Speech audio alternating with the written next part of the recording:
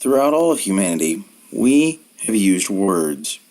Terence McKenna described words as small mouth noises, which each phenome we put together ends up making and adding up to a small mouth noise.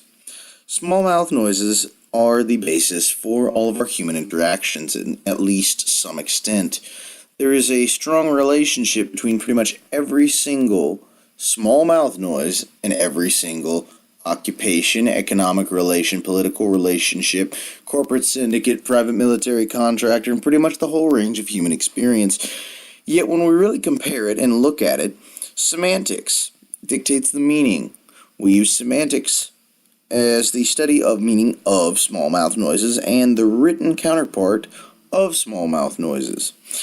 These can be compared to semantic Legos, building blocks, bricks, plastered together with syntactic mortar that we use to create an arbitrary system of communication based atop more semantic bricks that were made by other people at a different time to describe different things, and we look towards this very limited form of communication as if it is going to truly reveal something about our internal structure and our subjective ideas, the true ideological basis, without considering the fact that with every word, with every sentence, with every thought, there are submodalities, representational systems inside the brain that mimic our sensory input and, in some cases, transcend it entirely. With that in mind, when you speak, you have an internal map, a schema, as the psychologists would refer to it as, and this schema is accompanied by simulated audio, representations of auditory input, memories of visual input, all sorts of things, and new constructed and imagined input that you cannot transfer to a person just by descriptions, and you can only approximate this via description, which is probably why humans have resorted to robust forms of art and self-expression as a way to try and attempt to approximate their subjective and internal landscape. Despite this, even physical movement, the restriction to a body, the restriction of space, time, all these things, compared to imagination and abstract ideation, are nothing. And the true self, as it would be without these limitations, is who we actually are.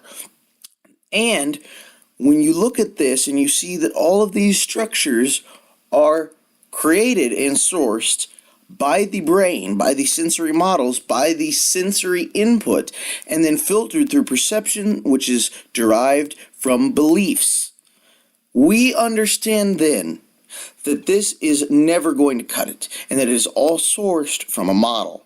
The model can model itself. It models things within the model, and we call these models and their subsequent combination reality. But reality is not the external to the model approach and conceptualization. No. Rather, reality is merely another model for the models. And the term reality, existence, and all concept of what is real comes from the model itself. It stems from that model. Whether you want to classify this as circular reasoning or not circular reasoning or not, it really is true.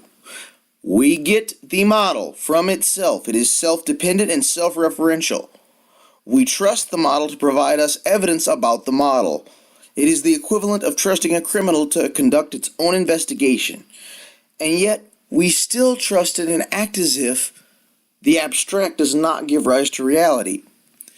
And it seems that, despite this, we look at all these ancient texts about the entirety of the universe summing down to mind, and we have all these theological and religious interpretations of such sacred truths and the symbolism of intuition and the contrasting intellect, which has some basis and correspondence to the hemispheres of the brain, one relating to videospatial orientation and observation, and the other relating to logical abstraction, and yet we don't ever consider that perhaps the ancients were actually trying in their own primitive way to refer to something far more practical than we ever could have imagined.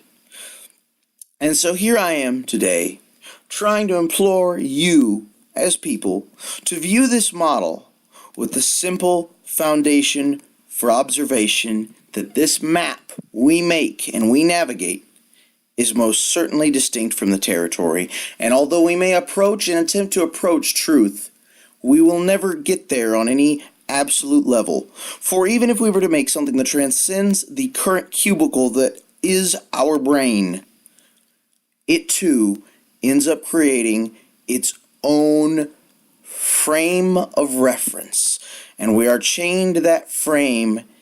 And even, as Buddha once said, the Buddha, the original, Gautama, we should note that a chain, whether it is made of gold or silver, whether it is 100 feet or 10 feet, is still a chain that binds us.